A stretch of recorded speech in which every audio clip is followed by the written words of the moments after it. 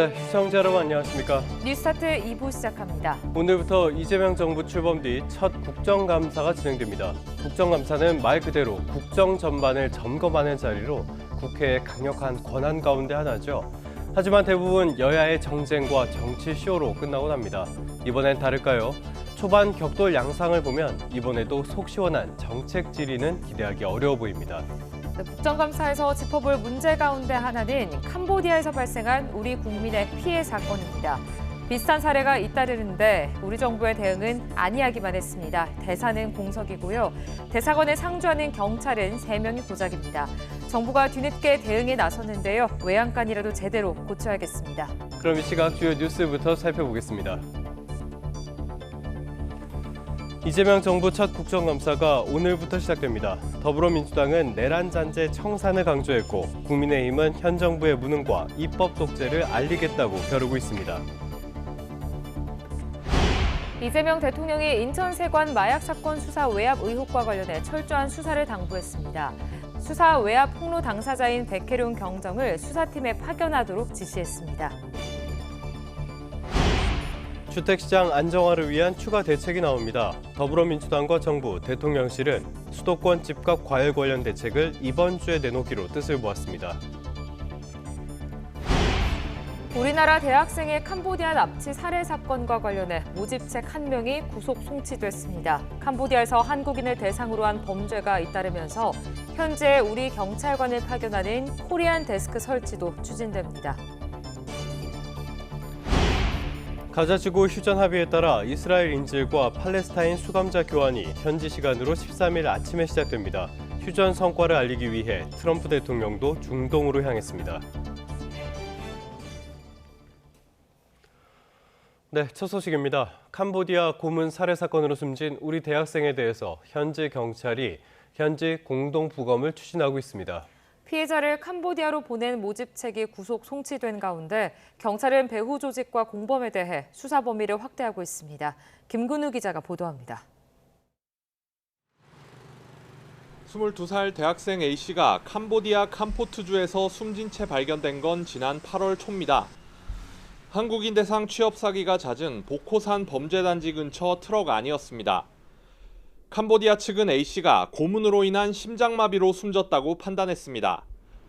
숨진 지 2달이 넘도록 시신 송환조차 이뤄지지 못하자 경찰은 우선 A씨를 캄보디아로 이끈 대포 통장 모집책을 붙잡아 구속 송치했습니다.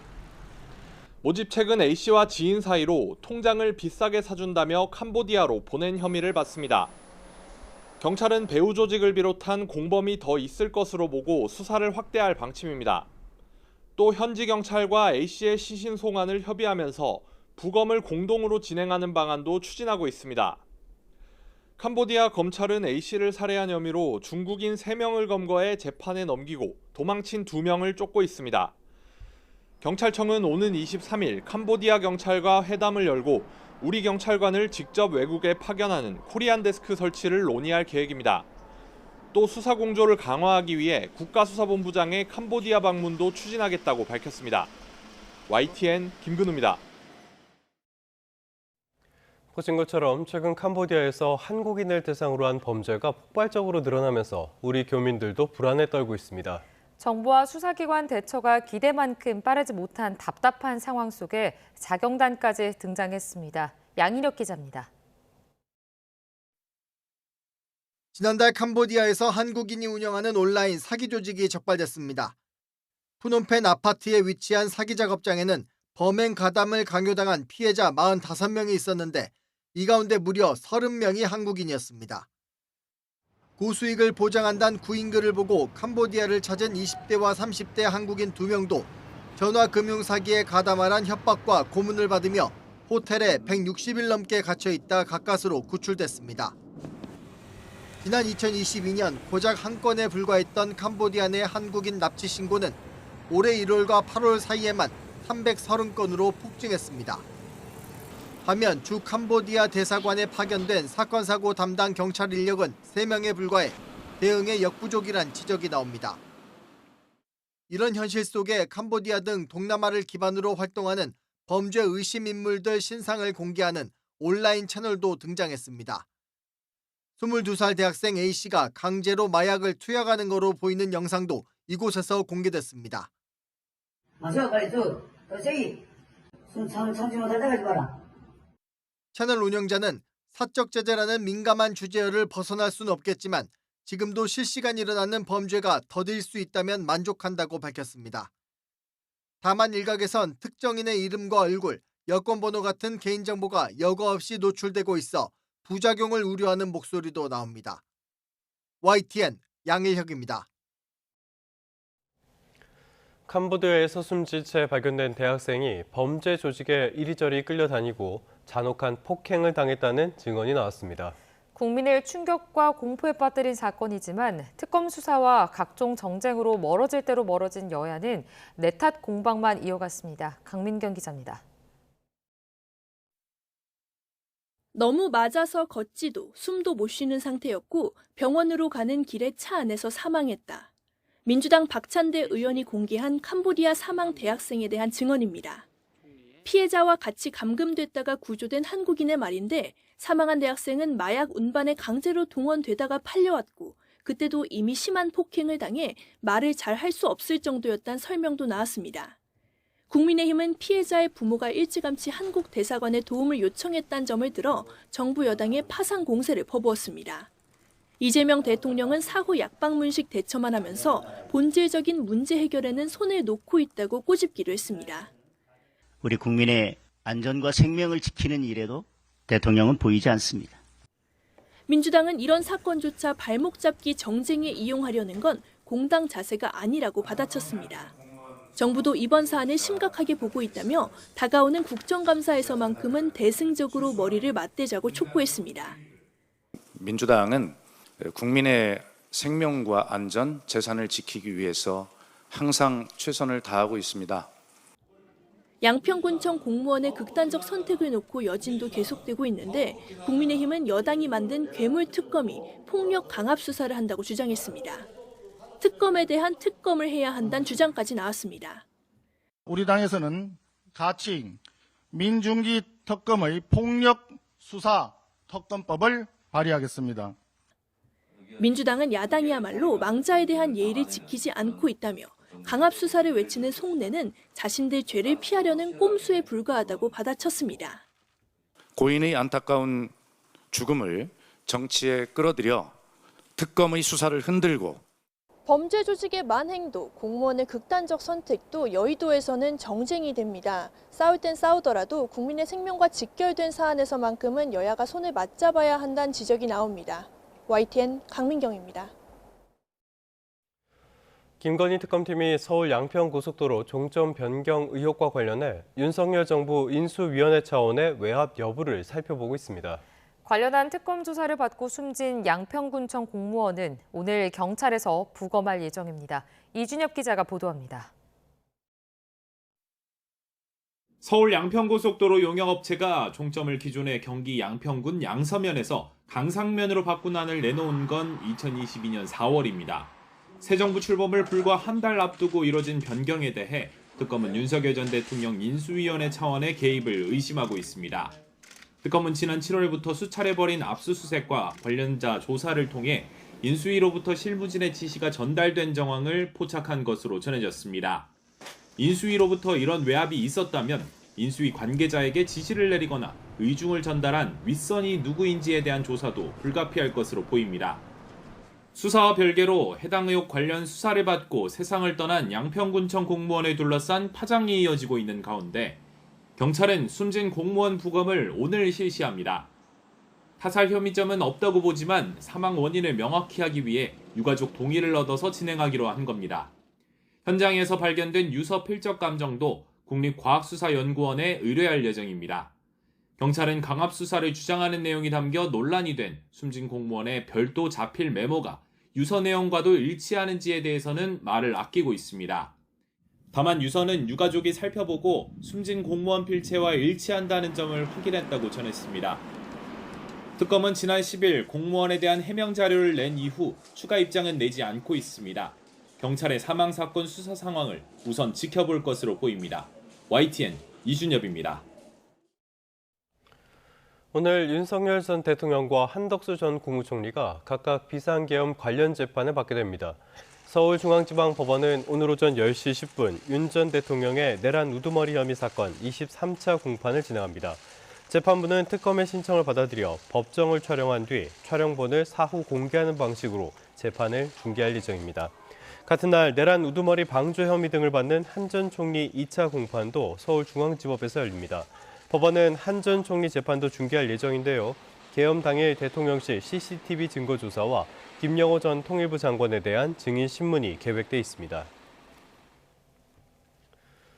이번에 동북아 정세 살펴보겠습니다. 노동당 창건 80주년을 맞은 북한이 거센 빗줄기 속에서도 열병식을 강행하며 각종 전략 무기를 과시했습니다.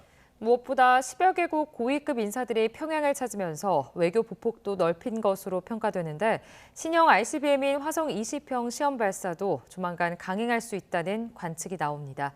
이종원 기자입니다. 찬란한 조명 아래 오와 열을 맞춘 장병들의 행진이 마무리되자 육중한 장비들이 뒤를 이어 등장합니다. 대전차 무기를 자동으로 요격할 수 있다는 신형 전차 천마 20을 선봉에 내세운 무기쇼는 미 대륙을 겨냥한 신형 ICBM 화성 20형으로 마무리됐습니다. 빗속에도 병력 16,000여 명, 장비 60여 대를 동원해 강행된 열병식에서 전략 무기들만큼이나 시선이 집중된 곳은 단연 주석단입니다. 중국과 러시아의 2인자는 물론 베트남 최고 지도자까지 자정 무렵 끝난 우중 열병식을 끝까지 지켜봤습니다. 김정은 동지께서는 열병식이 끝난 후 여러 나라 당 및 정부 수반들과 작별하셨습니다. 이번에 북한을 찾은 최고 지도자는 베트남과 라오스 등 2명이지만 고위급까지 포함하면 모두 11개국 인사가 평양을 찾았습니다. 북한은 이들 국가와 각종 양자회담을 열어 교류 협력의 토대를 마련했다고 관영 매체를 통해 선전하고 있습니다. 김 위원장으로선 지난달 베이징 열병식에 이어 한 달 만에 다시 북중러 삼각연대를 과시한 것은 물론 다양한 비서방 국가들로 외교 지평을 넓힌 셈입니다. 사회주의 역량에 충실한 이런 자주와 정의에 굳건한 보루로서의 우리 공화국의 국제적 권위는 날로 더욱 강화되고 있습니다. 당창건 80주년 최대 이벤트를 통해 국제적 외톨이 이미지를 벗어던진 김 위원장이 향후 대미 압박 수위를 더 높일 수 있다는 관측도 나옵니다. 무엇보다 처음으로 외형을 공개한 화성 20형의 시험 발사 여부와 시기가 가장 큰 관심입니다. 이번에 이동식 발사대가 여러 기가 등장했기 때문에 시험 발사는 가까운 시일 내에 가능할 수 있을 것 같고요. 빠르면 에이펙을 전후해서도 가능성이 있다고 봅니다.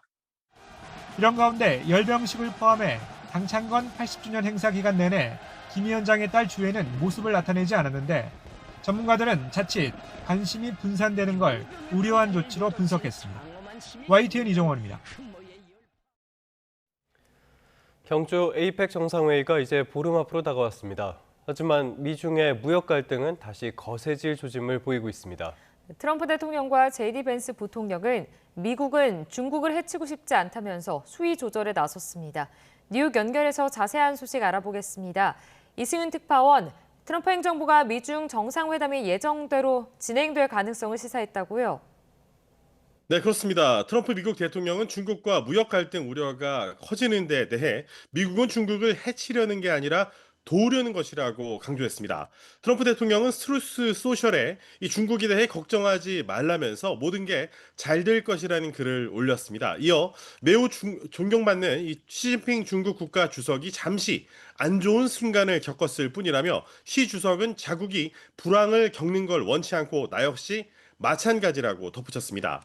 제이디 벤스 미국 부통령은 폭스뉴스와의 인터뷰에서 미중 무역 갈등의 행배에 대해 많은 부분은 중국이 어떻게 대응하느냐에 달려 있다면서 수위 조절에 동참했습니다. 또 만약 중국이 매우 공격적인 방식으로 대응한다면 미국 대통령은 중국보다 훨씬 더 많은 카드를 갖고 있지만 트럼프 대통령의 바람은 그 지렛대를 사용하지 않아도 되는 것이라고 강조했습니다. 이어 앞으로 몇 주간 중국이 무역 전쟁을 시작하고 싶은지 정말로 이성적으로 행동하고자 하는지 제대로 파악하게 될 것이라며 중국이 이성적인 길을 택하길 바란다고 주문했습니다. 그러면서 트럼프 대통령이 시진핑 주석과 쌓아온 우정을 고맙게 생각하고 있다면서 미중 정상은 좋은 관계지만 중국 공산당 정부의 행동에 모두가 정말 충격을 받았다고 말했습니다. 이런 가운데 미국의 무역 정책을 총괄하는 제이미슨 그리어 미국 무역 대표는 미중 정상 간 대화 가능성을 시사했습니다. 특히 미중 정상이 보름 뒤 한국 경주에서 열리는 에이펙 정상회의를 계기로 만날 가능성에 대해 상대방이 대화에 관심이 있다면 트럼프 대통령은 늘 대화 의사가 있다고 말했습니다. 이어 중국과 실무급에서 접촉했으니 지켜보겠다면서 미국이 폭넓은 관세를 자제했는데도 중국은 히토류 수출 통제 확대를 결정했으니 분명한 합의 위반이라고 주장했습니다. 네, 지난주에는 트럼프의 말 한마디에 금융시장이 굉장히 흔들리는 모습들이 연출이 됐는데요. 이번 주에도 비슷하지 않을까요? 네, 그렇습니다. 지난주 미국 연방정부의 일시적 업무 정지, 셧다운에도 신기록 행진을 연일 이어나가던 뉴욕 증시는 미중 무역 갈등 재점화로 지난주 금요일에 일제히 급락했습니다. 주말 동안 가상자산 시장까지 흔들리고 연일 사상 최고치를 경신하던 국내 코스피에까지 악재로 작용할 수 있다는 우려도 나오고 있습니다. 현재 미국의 대중국 관세는 평균 55% 수준으로 100% 관세가 추가되면 미국으로 들어오는 중국산 제품은 평균 155%의 관세를 적용받아 사실상 양국 간의 무역이 단절되는 수준에 이르게 됩니다.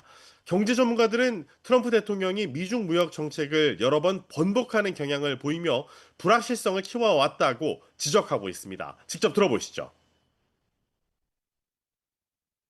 The hardest part right now is that President Trump and the Trump administration is very unstable in its policies. I'm hoping the United States can actually turn to longer-term thinking and to diplomacy and negotiation with China rather than this unilateralism.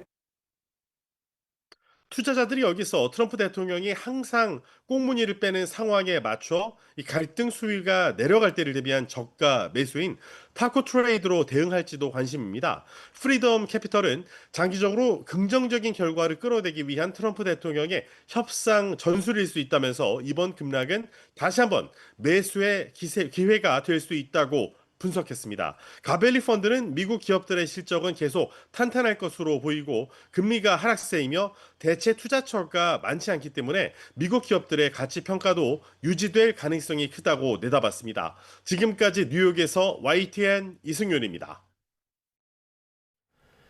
이스라엘이 하마스에 억류된 인질 20명 모두 우리 시간으로 오늘 오후에 석방된다고 밝혔습니다. 트럼프 대통령은 이스라엘을 방문해 연설한 뒤 휴전 성과를 알리는 정상회의를 주재하기 위해 중동으로 향했습니다.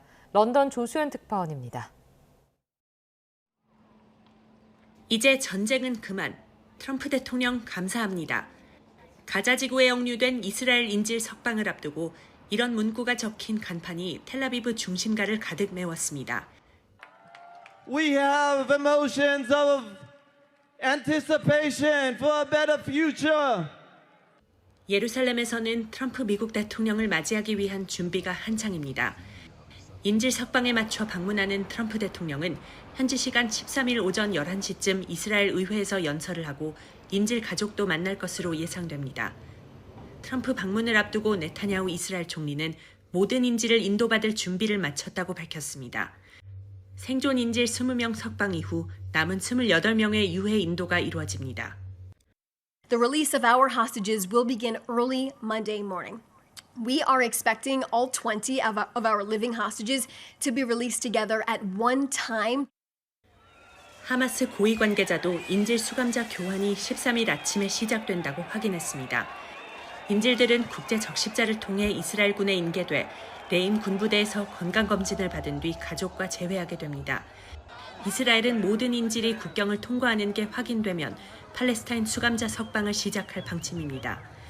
현지 시간 13일 이집트에서는 가자지구 평화를 논의하는 정상회의가 예정돼 유럽과 중동 20개국 정상들이 총 출동합니다.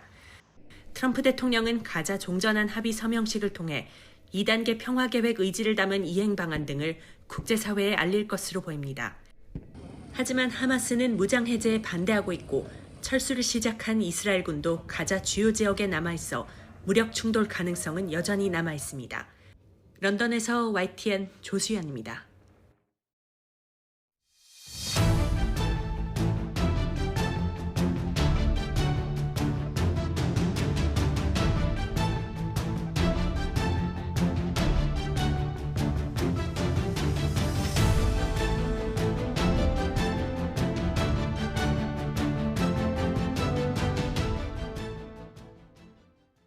네, 이재명 정부의 첫 국정감사가 오늘부터 시작됩니다.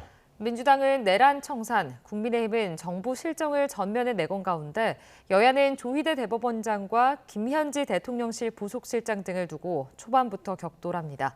김다연 기자가 보도합니다. 새 정부 출범 이후 넉 달 만에 열리는 국정감사엔 윤석열, 이재명 정부가 모두 도마 위에 오릅니다. 민주당은 내란 종식을 외치며 야당의 자세로 임하겠다고 외쳤고 국민의힘은 정부 폭정과 입법 독재를 알리겠다고 벼르고 있습니다.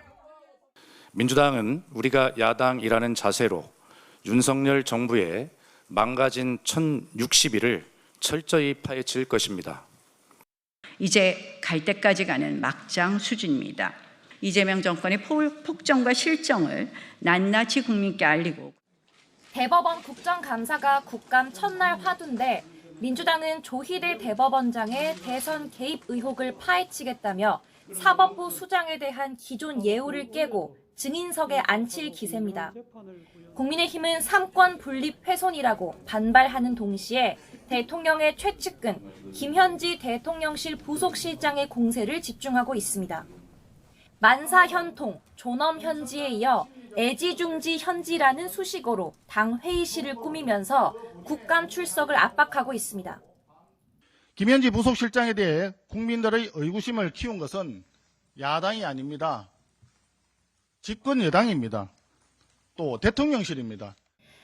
증인 채택 여부는 오는 15일 운영위원회의에서 확정되는데 민주당은 협조할 뜻이 없음을 시사했습니다. 여야 간의 정쟁의 요소들이 없고 필요하다고 저희가 판단한다라고 하면 합의할 수 있겠지만 과방위 최대 쟁점은 방통위 폐지인데 연휴 기간 체포와 석방으로 전국을 강타한 이진숙 전 방통위원장이 민간인 신분으로 증언대에 설 거로 보입니다. 행안위에선 정부 전산망 마비 사태와 대통령 부부의 예능 출연을 두고 여야 난타전이 예상됩니다. 윤석열 정부의 1060일이냐, 이재명 정부의 130일이냐, 한 달 가까이 진행될 국정감사에서는 여야의 치열한 공수 전환도 관전 포인트가 될 전망입니다. YTN 김다연입니다. 이재명 대통령은 이번 국정감사와 관련해 모든 부처에 여야 구분 없이 적극적으로 협조하라고 지시했습니다. 대통령실은 언론 공지를 통해 이 대통령이 시정 가능한 것은 즉시 조치하는 등 여야를 막론하고 국회의 지적을 적극적으로 수용하라고 당부했다고 밝혔습니다. 또 타당한 지적이 있었는데도 이유 없이 방치하는 경우 엄중히 문책할 것이라고 경고했고요. 전년도 국감 지적 사항을 조치하지 않은 경우도 예외 없이 책임을 묻겠다고 강조했다고 덧붙였습니다. 이재명 대통령은 또 인천세관 마약 사건 수사 외압 의혹을 더욱 철저히 수사하라고 지시했습니다. 대통령실은 이 대통령이 서울 동부지검에 설치된 검경 합동수사팀에 백혜룡 경정을 파견하는 등 수사팀을 보강하도록 했다고 전했습니다. 또 수사 책임자인 임은정 동부지검장에게는 필요시 검사를 추가해 각종 의혹의 실체적 진실을 밝히고 지위 고하를 막론하고 성역 없이 독자적으로 엄정 수사토록 했다고 덧붙였습니다. 더불어민주당과 정부, 대통령실이 이번 주에 주택시장 안정화를 위한 추가 대책을 발표하기로 했습니다. 민주당 박수현 수석 대변인은 어제 고위 당정협의회를 마친 뒤 국회에서 브리핑을 열고 당정대가 주택시장 안정을 위한 근본적이고 종합적인 대책이 필요하다는데 공감대를 형성했다고 밝혔습니다. 이어 구체적인 방안에 대해 당정이 함께 고민해 나가자는 데 뜻을 모았다며 정부가 이번 주 안에 대책을 발표하기로 정했다고 설명했습니다. 3,500억 달러 대미 투자 패키지를 놓고 한미 통상 협상이 난항을 거듭하고 있습니다. 이런 가운데 한미 재무장관이 잇따라 접촉할 전망입니다. 우리나라가 제시한 무제한 통화 스와프를 놓고 돌파구를 마련할지 관심이 모입니다. 이승은 기자입니다. 우리 정부는 이번 달 초 미국 측에 3,500억 달러 대미 투자 패키지 관련 양해각서 수정안을 보냈습니다. 무제한 통화 스와프 체결과 합리적 수준의 직접 투자 비중, 투자처 선정 관여권 보장 등을 담은 것으로 전해졌습니다.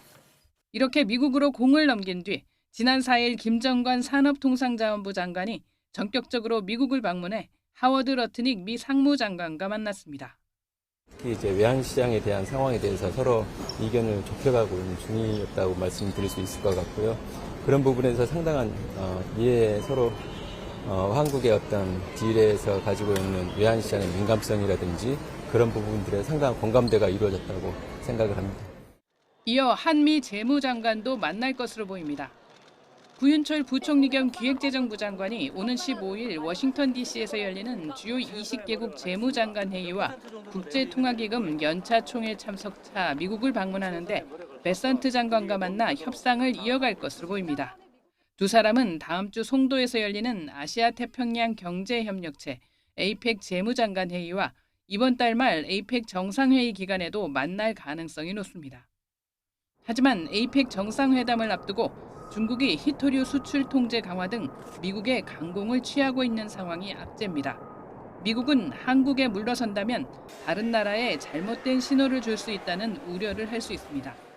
The uncertainty going forward is, it's been heightened. But it does tell us that maybe negotiations are not going very well, and it may extend into 2026. 통화 스와프 체결 주체는 미국 정부가 아닌 중앙은행인 연방준비제도라는 점에서도 난제입니다. 월스트리트저널은 한국과의 협상이 미국이 구두 합의에 그친 수십 개 국가들과의 협상의 중요한 지표가 될 것이라고 보도했습니다. YTN 이승은입니다. 국가정보자원 관련 화재로 마비된 전산 시스템 정상화 작업의 진행 상황이 아주 더딥니다. 정부는 해외 전문 인력을 투입하고 신규 장비를 속속 도입해 복구에 속도를 내겠다는 방침입니다. 이형원 기자입니다. 정부가 골든타임으로 삼았던 추석 연휴가 지났지만 전산망 정상화까지는 여전히 갈 길이 멉니다. 이용자가 많은 1등급 시스템 복구율은 70%가 넘지만 전체로 보면 709개 가운데 200여 개만 복구돼 30%대에 머물고 있습니다. 화재 피해가 집중된 5층 전산실과 연계된 시스템이 많아서 당초 계획보다 복구가 늦어지고 있으나 지금까지 투입한 인력만 960명이 넘지만 불이 나면서 생긴 잿가루 같은 분진 탓에 복구에 애를 먹고 있는 겁니다. 실제로 장비를 하나씩 분해해 먼지를 떨어내야 시스템을 가동할 수 있는데 이 작업에 해외 전문 인력 12명을 포함해 50여 명이 투입됐습니다. 이를 통해 불이 난 5층에 있던 8전산실은 분진을 모두 제거하고 재가동 준비에 들어갔습니다. 이와 함께 전산망 정상화에 필요한 장비 도입도 서두르고 있습니다. 10월 말까지 도입할 예정이던 장비를 연휴 중에 신속하게 도입하여 현재까지 서버 90식, 네트워크 장비 64식 등 198식의 전산 장비를 신규로 도입했습니다. 정부는 장비 설치가 끝나는 오는 15일 이후부터는 복구에 속도를 낼 수 있을 것으로 내다봤습니다. YTN 이영훈입니다. 이번 사태를 계기로 정부의 클라우드 시스템을 근본부터 바꿔야 한다는 목소리가 큽니다. 전자정부시대를 끝내고 인공지능 정부시대로 전환하겠다는 게 대통령실의 구상인데요. 민간 클라우드 도입이 유력합니다. 장하영 기자입니다. 국세청 홈페이지에서 내야 할 세금을 확인한 뒤 은행 계좌번호를 입력하면 자동으로 계좌 이체가 디지털 전환이 빨랐던 우리 정부는 2000년대 초반 전자조달 시스템과 인터넷 민원 서비스를 도입했고 2010년 들어 유엔에서 세계 1위 전자정부로 꼽을 정도로 이 분야 선진국입니다. 하지만 그런 발전이 인공지능 AI 시대의 필수인 클라우드 전환에는 오히려 걸림돌이 됐습니다. 17,000개가 넘는 정부 시스템이 각자 운용되고 보안을 이유로 호환되지 않기 때문입니다. 이번 화재로 정부 자체 클라우드인 G드라이브는 실물이 불타 복구조차 어려운데 그동안 정부 전산망이 하드웨어 없이 가상 서버로 컴퓨팅 자원을 이용한다는 클라우드의 기본도 갖추지 못했던 걸 여실히 보여줍니다. 이중 운영 체계를 당연히 유지해야 되는데 아예 그 시스템 자체가 없다는 게 놀랍습니다. 근원적인 중장기 해결 방안을 조속하게.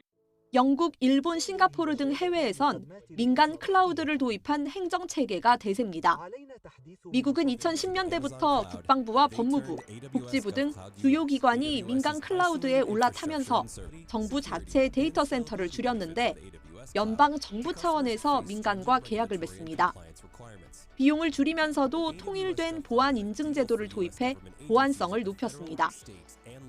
우리나라도 지난 정부에서 민간 클라우드 중심 개편을 추진했지만 예산과 부처 간 불협화음으로 진척이 없었습니다. 그동안은 그 정부의 보안은 단순한 격리였습니다. 물리적으로 격리해서 우리는 아예 그냥 고립돼 있자는 정책이었는데요. 좋은 대책을 만들고도요. 결국은 또 예산하고 제도 문제 때문에 항상 진행되다가 이제 용두사미로 끝나는 경우가 많거든요. 민간 클라우드 전환 비용은 최소 1조 원 이상으로 예상됩니다. 전자정부 시대를 마감하고 AI 정부 시대로 전환하겠다는 포부를 밝힌 국가 AI 전략위는 다음 달까지 국가 디지털 인프라 구조 개선을 위한 종합 대책을 내놓는다는 계획입니다. YTN 장하영입니다. 정치 한 줄 뉴스입니다. 한국토지주택공사 LH가 기존 주택을 사서 공공임대하는 매입임대주택 사업을 둘러싸고 직원들의 비위와 부정이 잇따른 것으로 나타났습니다. 온라인 거래가 활성화되면서 네이버와 쿠팡, 알리 등 온라인 플랫폼에서 발생하는 판매자와 소비자 간 분쟁이 급증한 것으로 나타났습니다. 금융당국이 총부채 원리금 상환 비율, DSR 강화 등 추가 대출 조이기에 나설 것으로 보이는 가운데 시중은행 가운데 연간 가계대출 총량 목표치를 초과하는 곳이 나오고 있습니다. 노년층 소비 증가율이 노동 연령층의 2배에 이르면서 전체 소비 총액도 역대 최고치를 기록한 것으로 나타났습니다. 반도체 수출 덕분에 올해 타이완의 연간 실질 국내 총생산, 그러니까 GDP 성장률이 5%대 중반에 이를 것이라고 주요 투자 은행들이 전망했습니다. 공기청정기와 캣타워를 결합한 LG전자 공기청정기가 미국 시사 주간지 타임이 선정한 2025 최고의 발명품 중 하나로 뽑혔습니다. 지금까지 한 줄 뉴스였습니다. 최장 열흘에 달한 이번 연휴 기간, 인천국제공항 하루 평균 이용객은 역대 추석 연휴 중 제일 많았습니다. 길게 여행을 다녀오거나 멀리 해외에 있는 가족을 만나고 온 사람들까지 이제 일상으로 돌아가야 하는 아쉬움을 가득 안고 귀국하는 모습이었습니다. 정현우 기자입니다. 커다란 가방을 하나씩 챙긴 사람들이 공항 입국장 게이트를 줄지어 빠져나옵니다. 더운 나라로 여행을 다녀왔는지 짧은 옷차림을 한 사람도 눈에 띄고 아쉬운 마음일까 현지에서 산 듯한 옷이나 모자를 하나씩 걸친 모습도 곳곳에 보입니다. 이번에 할아버지 팔순 기념으로 연휴가 기니까 다 같이 11명이 이제 베트남 다낭으로 여행을 다녀왔는데요. 가족들하고 이렇게 좋은 시간 보낼 수 있어서 너무 좋았습니다. 길었던 휴일 덕에 멀리 사는 가족을 보고 왔지만 못내 아쉬운 마음만 안고 돌아오기도 합니다. 저희 딸이 지금 원래는 영국에 있었는데 이제 교환학생으로 지금 중국 상해에 있어요. 그래서 1박 2일로 지금 잠깐 갔다 왔습니다. 잠깐 봤어요. 그것도. 설레고 그리운 마음이 모이면서 최장 열흘에 달한 이번 연휴 인천공항 이용객은 역대 추석 기간 중 최대를 기록했습니다. 하루 평균 이용객이 21만 명으로 집계됐는데 추석 연휴 중에선 최대 여객 실적이고 역대 명절 중에선 두 번째로 많은 수치입니다. 연휴 열흘 동안의 총 이용객 수는 전체 245만 명을 넘길 것으로 예상됩니다. 추석 연휴가 많이 길어서 저희 할머니, 할아버지랑 저희 장인어른, 장모님 모시고 일본으로 여행을 다녀왔습니다. 그래서 함께 다녀와서 즐겁게 잘 보냈던 것 같습니다. 길었던 연휴를 떠나보내게 된 점은 아쉽지만 미국 꼭 가고 싶었는데 가가지고 정말 좋았어요. 학교 친구들 만나서는 좋은데 학교에서 공부를 해야 하니까 싫어요. 각자 재충전의 시간을 가진 사람들은 다시 힘을 내 일상으로 돌아오는 모습이었습니다. YTN 정현우입니다. 오늘은 차츰 전국에 비가 오겠습니다. 현재 레이더 영상을 보면 중부지방부터 비가 시작됐는데요. 오후가 되면 비구름은 전국으로 확대되겠습니다. 가을비답지 않게 많은 양이 쏟아지겠습니다. 특히 오후부터 세찬 비가 집중되는 강원 영동 지역에는 내일까지 120mm가 넘는 호우가 쏟아지겠고요. 그 밖에 전국에도 최고 50에서 70mm의 비가 예상됩니다. 동해안 지역에는 강한 바람도 동반되겠고 동해안과 제주 해안에서는 너울성 파도가 높게 일겠습니다. 비가 내리면서 종일 서늘함이 감돌겠습니다. 현재 서울 기온은 16.8도, 대구는 18.3도 보이고 있는데요. 한낮이 돼도 서울 기온은 18도에 머물겠고 대구 21도, 광주 26도, 울산 22도 예상됩니다. 이번 주는 비가 자주 내리겠습니다. 또 주말부터는 찬바람이 강하게 불면서 날이 한층 더 쌀쌀해질 전망입니다. 날씨였습니다.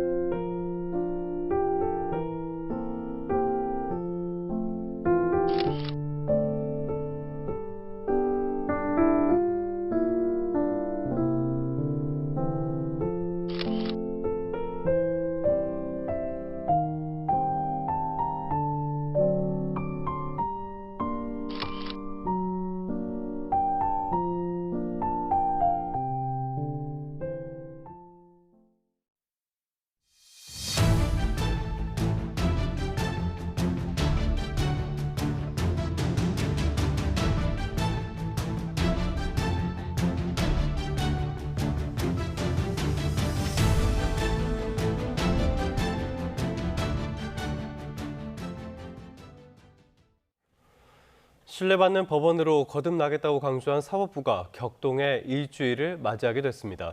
대법원에 대한 국정감사 그리고 사법부가 신뢰 회복의 대책으로 내세운 내란 사건 재판 중계가 이번 주에 잇따라 진행됩니다. 이경국 기자입니다.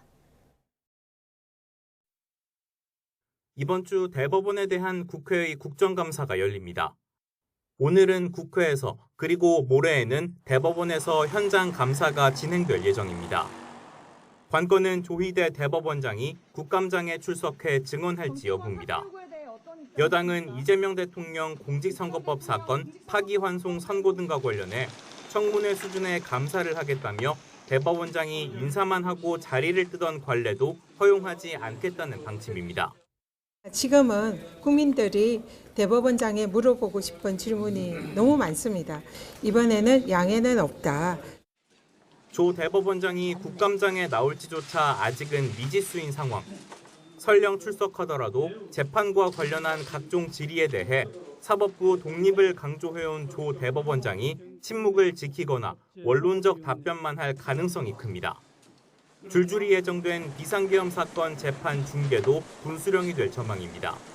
국감 시작 당일 윤석열 전 대통령 내란 우두머리 혐의 재판과 한덕수 전 국무총리 방조 혐의 재판이 예정돼 있는데 두 사건 모두 법원이 사후 촬영본을 공개하는 방식으로 재판을 중계할 계획입니다.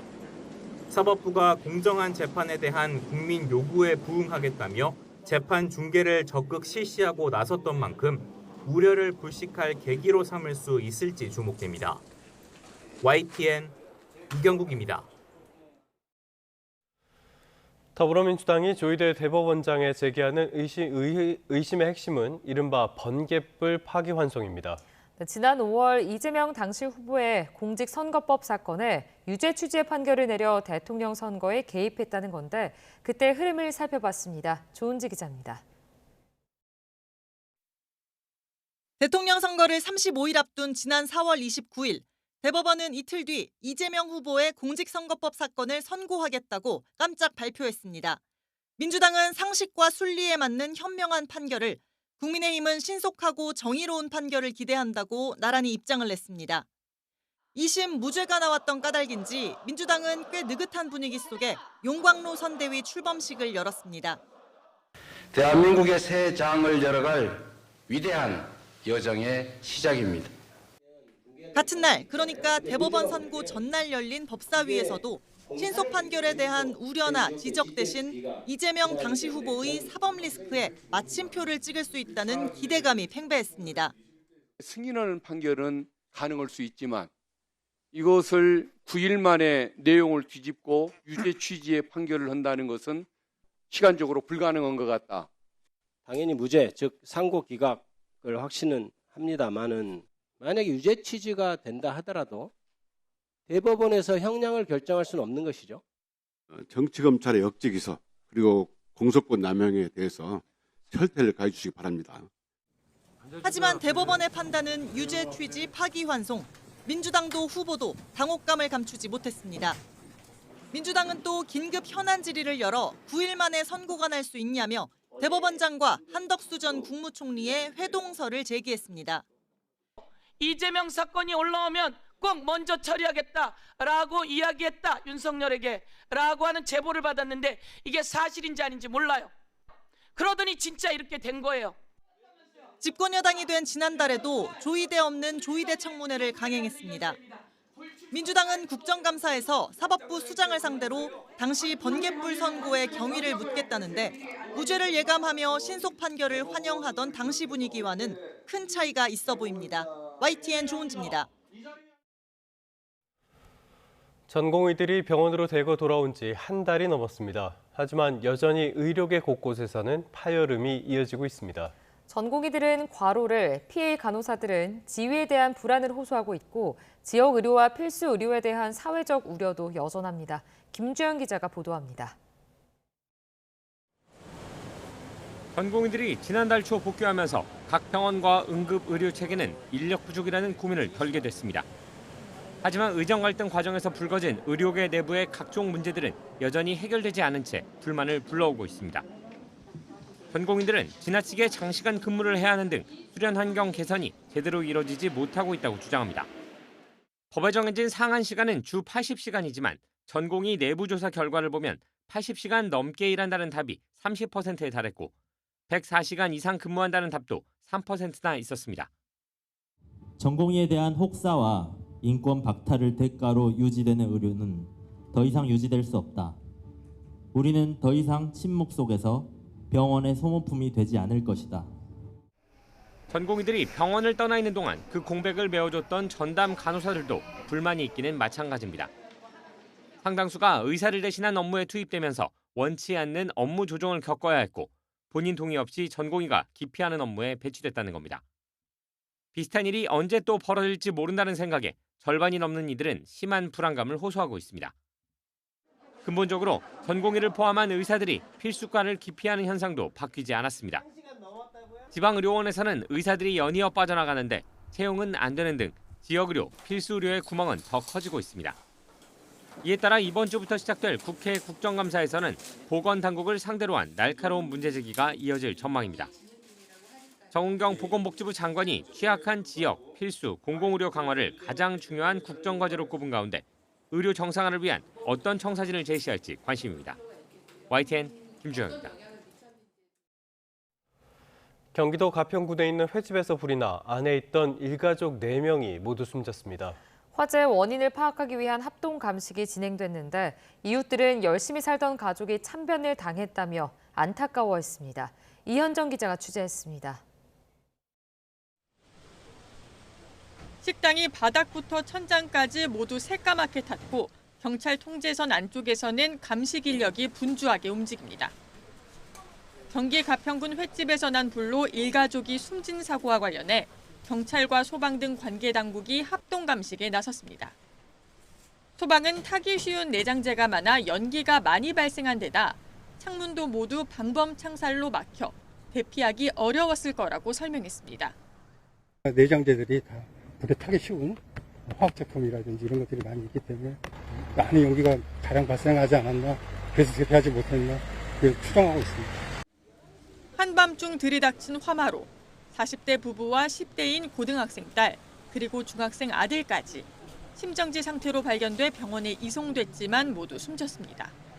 당시 영업은 끝난 상태였는데 이들은 건물 안 3평 남짓한 방에서 함께 살던 것으로 파악됐습니다. 아파트 처분하고 들어가서 이렇게 장사도 할 겸 뒤에 방에 좀 좁은 데서 생활을 했다고는 얘기만 들었어요. 이웃들은 열심히 살았던 가족으로 기억한다며 안타까움을 드러냈습니다. 정국 괜찮은 진짜로 좋은 친구인데 끄지도 못하는 상황이었었고 그 상황에 참 안타깝더라고요. 그럼 잘 알지. 지금 손님들이 다 그러잖아. 아유 그 사장 좋은데 뭐 어떻게 막 이러잖아. 사람들은 다 착한 사람들이야. 후방은 화재 원인과 발화 지점은 아직 확인되지 않았다며 국립과학수사연구원에 현장에서 확보한 감정물에 대한 정밀 분석을 의뢰했다고 밝혔습니다. 경찰은 방화 등 범죄 혐의점은 없는 것으로 보고 부검과 목격자 진술 등을 바탕으로 추가 수사를 이어갈 방침입니다. YTN 이현정입니다. 네, 길었던 추석 연휴가 끝났습니다. 전북 군산에서는 짬뽕 냄새가 그리고 부산에서는 가을꽃 향기가 시민들을 불러 모았다고 합니다. 휴일 표정 윤지아 기자가 전해드립니다. 신선한 채소를 강한 불에 빠르게 볶습니다. 불향을 입혀 국물의 깊은 맛을 더하기 위해서입니다. 올해로 4번째를 맞은 군산 짬뽕 페스티벌. 각종 짬뽕은 물론 짬뽕밥과 짬뽕빵까지 다양한 메뉴가 한자리에 모였습니다. 짬뽕을 먹기 위해 사람들이 길게 줄을 서 있습니다. 이렇게 한 손에 들어오는 절반 분량으로 판매돼 다양한 짬뽕을 맛볼 수 있습니다. 이른바 짬뽕의 도시로 불리는 군산. 일제강점기 중국에서 건너온 화교들이 중국식 볶음면을 한국식으로 바꾸며 지금의 얼큰한 짬뽕이 태어난 거로 알려졌습니다. 이후 짬뽕 특화거리가 조성되면서 짬뽕은 군산을 대표하는 음식으로 자리 잡았습니다. 해마다 여기 짬뽕집제 열리면 항상 오고 있어요. 고기 짬뽕도 먹어보고 해물 짬뽕도 먹어보는데 다 맛있는데 그 아이들이랑 같이 와가지고 아이들이 해물 짬뽕 좋아해가지고. 올해 축제는 끝났지만 군산시는 내년에도 축제를 이어가 짬뽕의 도시 명성을 이어간다는 계획입니다. 가을의 시작을 알리는 코스모스가 공원 가득 피어났습니다. 노란빛과 주황빛 꽃잎이 바람에 흩날리며 한 폭의 풍경화처럼 가을의 정취를 더합니다. 코스모스랑 뭐 이렇게 여러 가지 꽃들도 보고 가족끼리 사진도 찍고 그렇게 기분 좋게 나왔습니다. 반려견과 함께 나온 시민들은 꽃길을 거닐며 여유로운 휴일을 즐깁니다. 꽃밭에서는 사진을 찍는 시민들의 웃음이 이어지고 잔잔한 바람이 공원 곳곳을 감싸며 평화로운 가을 풍경을 완성합니다. 긴 추석 연휴의 마지막 날, 시민들은 아쉬움과 여유가 섞인 마음으로 가을의 휴일을 만끽했습니다. YTN 윤지아입니다.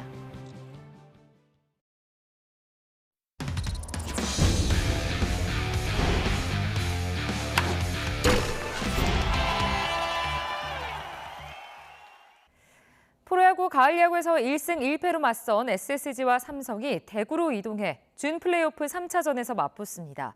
앤더슨과 원태인 두 팀의 에이스가 맞붙는데요.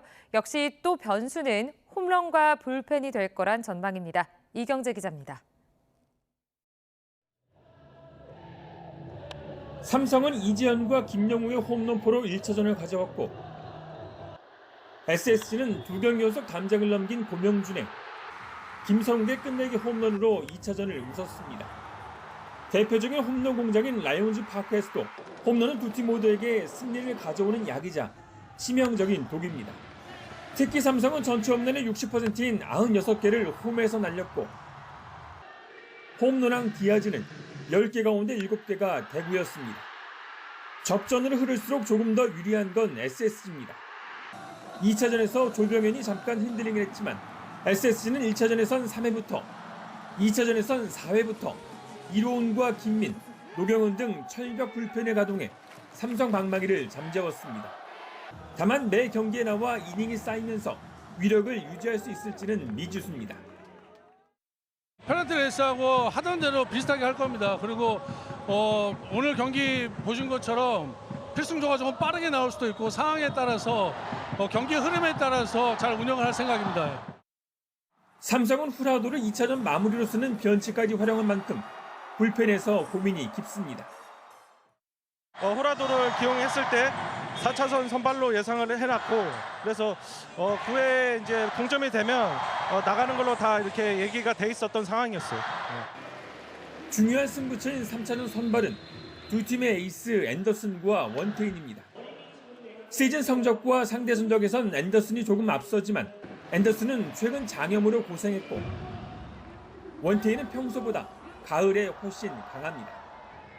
역대 오전 3선승제 준 플레이오프에서 두 팀이 1승 1패로 맞선 경우 3차전 승리팀은 7번 모두 플레이오프에 진출했습니다. YTN 이경재입니다.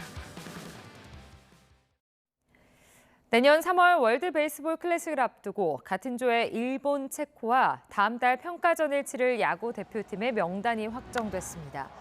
한국야구위원회 KBO는 대표팀 단골 멤버인 원태인과 곽빈, 문동주, 노시환과 구자옥, 송성문 등 외에 KT의 안현민과 한화의 정우주, LG의 김영호 등 신인 선수들을 포함했습니다.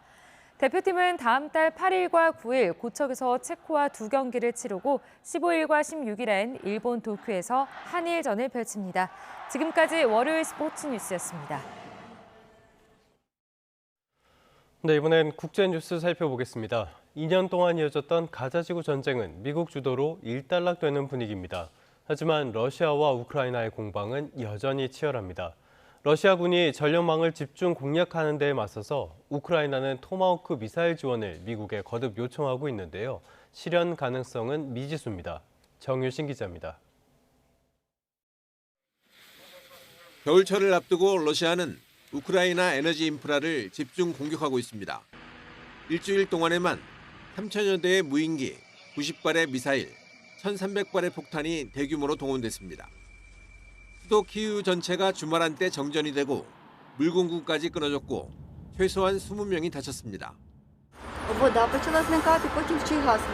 Як ви знаєте, у нас пожежа була на поверхах 6, там 7, і полум'я різко пішло, я дивилася на вулиці на це.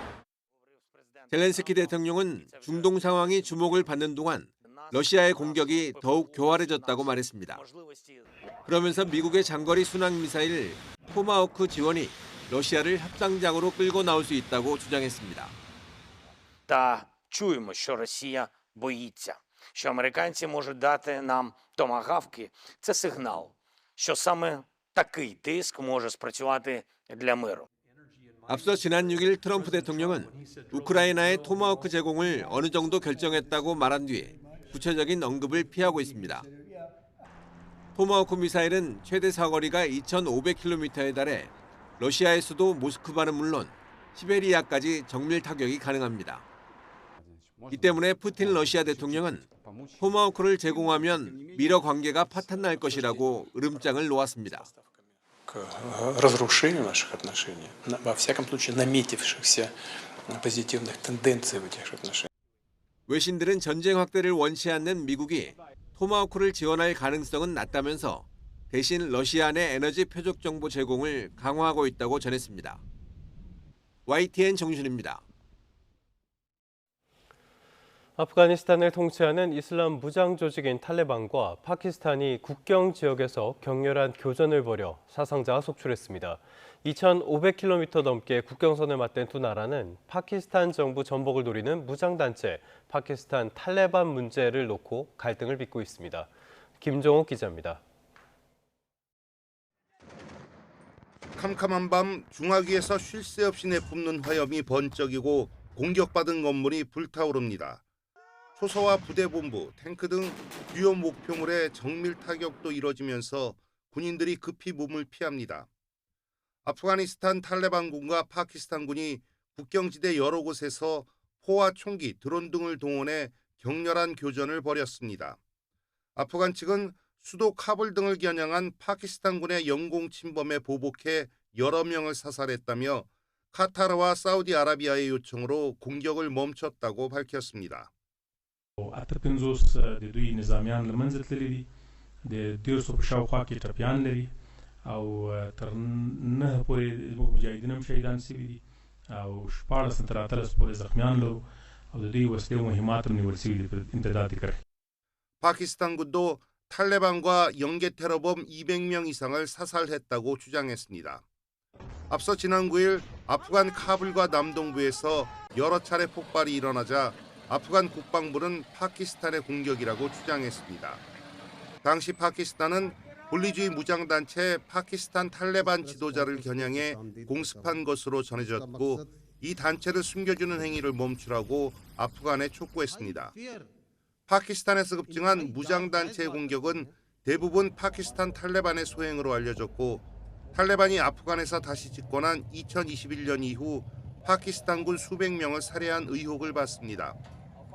이슬람 수니파 무장단체들이 결성한 파키스탄 탈레반은 파키스탄 정부 전복과 율법 시리아에 따른 국가 건설을 목표로 아프간 탈레반과 협력하면서 주요 은신처를 아프간에 둔 채 활동하는 것으로 알려졌습니다. YTN 김종욱입니다. 와인을 만들기 위해 포도를 재배하는 일은 대단히 노동 집약적인 작업입니다. 그런데 포도를 키우고 수확하는데도 인공지능이 도입돼 포도밭뿐만 아니라 와인 산업의 미래를 바꾸고 있다고 합니다. 권영희 기자입니다. 미국 와인의 성지 캘리포니아 나파밸리에 있는 이 포도 농장은 다른 곳에 비해 수확이 수월합니다. 인공지능 AI에 기반한 자율주행 트랙터를 이용합니다. 전기로 움직이는 트랙터는 이 포도밭의 모든 지형을 외우고 있어 관리를 최적화하도록 해줍니다. 연료를 아끼고 오염도 줄이면서 강화되는 규제도 준수할 수 있어 포도밭을 운영하는 농부들에게 경제성과 지속 가능성을 제공합니다. In the future, as we map vineyard by vineyard, it will be able to drive itself and completely function autonomously. 인공지능은 포도의 건강 상태를 살피는 데도 유용합니다. 농기계에 스마트폰과 카메라를 부착해 포도들이 병들기 전에 미리 상태를 파악하고 포도 수확량을 정확히 예측할 수 있습니다. We attach these ordinary cameras to any tractor, ATV, or even a backpack, or in the future it may be robots. Those cameras capture plant photos using a smartphone. The data then gets uploaded to our cloud. 미리 수확량을 파악하는 일은 포도밭을 운영하는 데 가장 중요한 것 중 하나입니다. We need materials in the field. We need to know how long is it going to take to harvest, and the winery needs to know how many grapes are they going to receive in terms of tank space, in terms of like labor and materials. 와인 산업의 다른 분야들도 인공지능을 도입하기 시작했습니다. 생성형 AI를 활용해 맞춤형 와인 라벨을 제작하거나 챗GPT를 통해 특정 와인의 개발과 라벨링, 가격 책정까지 진행하기도 합니다.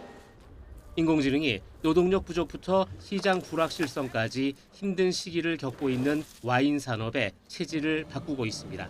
YTN 권영입니다.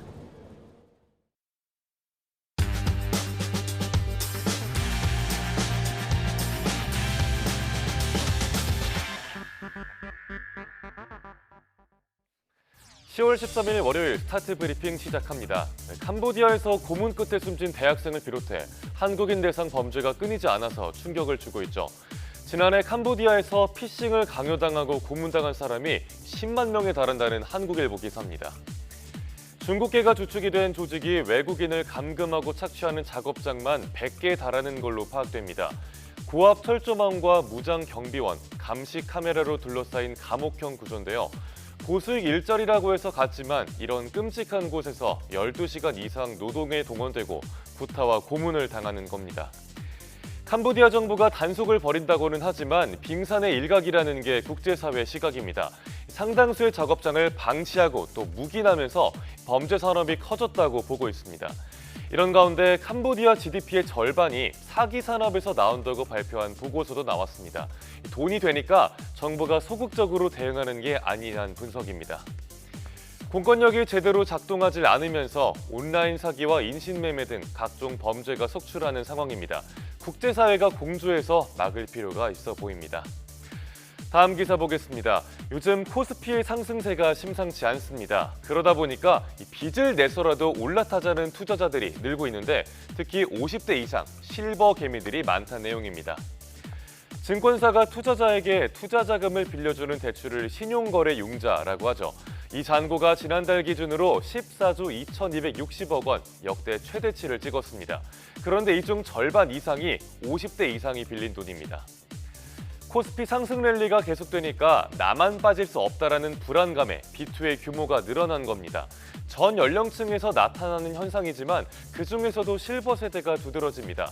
지난해 말과 비교했을 때 60세 이상의 신용융자 잔고 규모가 48%로 가장 크게 뛰었습니다. 다만 시장이 좋다고 공격적인 투자에 나섰다가 자칫 소중한 노후 자금을 잃을 위험도 있겠죠. 은퇴를 앞둔 분들은 더 신중하게 투자하시길 바랍니다. 다음은 아파트 단지 내 공공보행로 폐쇄 논란을 다룬 동아일보 기사입니다. 외부인의 출입 때문에 안전이 위협된다면서 최근 서울 강동구의 한 아파트가 이 보행로를 막기로 했는데 어떤 일이 있었던 건지 지도랑 함께 보겠습니다. 해당 단지에는 상일동역까지 이어지는 보행로가 있습니다. 그런데 이달 초에 여기에 단지 측에서 보안시설을 설치해서 외부인 출입을 막기로 한 겁니다. 이렇게 되면 지하철역까지 약 500m를 돌아가야 해서 이 보행로를 자주 이용하던 인근 주민들의 반발이 큽니다. 문제는 이 단지가 재건축될 때 개방형 보행로를 조성하는 조건으로 인허가를 받았다는 점입니다. 그런데 구청이 이번에 보안문 설치 허가를 안 받아주면 단지 측은 행정소송까지 불사하겠다는 입장입니다. 이렇게 비슷한 갈등은 서울 서초구와 강남구 등 다른 곳에서도 반복되고 있습니다. 이러자 서울시는 공공개방 의무를 안 지키는 단지에 대해서 이행강제금을 적극적으로 부과하겠다고 밝혔습니다. 끊이지 않는 공공개방 논란을 두고 이웃 간의 배려는 사라지고 아파트 간의 계층화가 심화되고 있다는 지적이 나옵니다. 마지막 기사 보겠습니다. 고교학점제 준비 부족 논란이 계속되는 가운데 다른 학교로 이동 수업을 가는 고교생이 10,000명이 넘는다는 내용입니다. 원하는 과목을 들으러 택시로 왕복 1시간을 이동한 경우도 있다고 하네요. 일단 고교학점제 공동교육과정이 뭔지 짚고 넘어가겠습니다. 원하는 수업이 다니는 학교에 없으면 해당 수업이 열리는 다른 학교에 가서 수업을 듣는 제도입니다.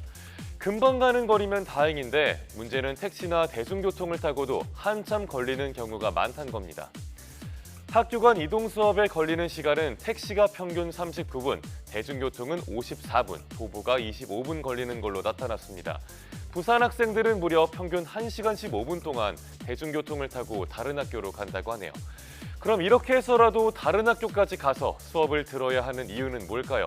고교학점제 체제에선 대학에서 요구하는 과목을 들어야 입시에 유리하기 때문입니다. 각 지도교육청이 학생들에게 교통비나 교통편을 지원하기도 합니다. 하지만 실시간 온라인 수업 등 학교 간 이동 수업을 대체할 방안이 필요하다는 목소리가 나오고 있습니다. 10월 13일 아침 신문 살펴봤습니다. 지금까지 스타트 브리핑이었습니다. 오늘 출근길에는 우산을 꼭 챙기셔야겠습니다. 전국에 가을비답지 않은 많은 비가 예고됐습니다. 현재는 서울을 포함한 중부 지역에서 비가 시작됐는데요. 오후가 되면 비는 전국으로 확대되겠고 특히 영동 지역에는 가을 호우가 쏟아질 전망입니다. 현재 레이더 영상을 보면 중부 지역과 경북 북부 지역에 비구름이 지나고 있습니다. 차츰 서해상에서 비구름이 유입되면서 오전에는 전북 지역으로, 오후에는 전남과 경남으로 비가 확대되겠습니다. 특히 오후부터 강원 영동에는 시간당 20mm 안팎의 세찬 비가 집중되겠고 내일까지 120mm가 넘는 가을 호우가 쏟아지겠습니다. 그 밖에 전국에도 최고 50에서 70mm의 많은 비가 이어지겠습니다. 비가 내리면서 종일 서늘함이 감돌겠습니다. 현재 기온은 서울이 16.7도, 대구는 18.4도 보이고 있는데요. 한낮에도 서울 기온은 18도에 그치겠고요. 강릉 17도, 대구 21도, 광주와 부산 26도에 머물겠습니다. 이번 주는 비가 자주 내리겠습니다. 또 주말부터는 찬바람도 강하게 불면서 날이 한층 더 쌀쌀해질 전망입니다. 오늘 동해안 지역에서는 비와 함께 강한 바람도 동반되겠습니다. 또 동해안과 제주 해안에서는 너울성 파도도 높게 이니까요. 안전사고에 주의하셔야겠습니다. 지금까지 YTN 이혜민입니다. 네, 뉴스타트 3부 잠시 뒤에 이어집니다.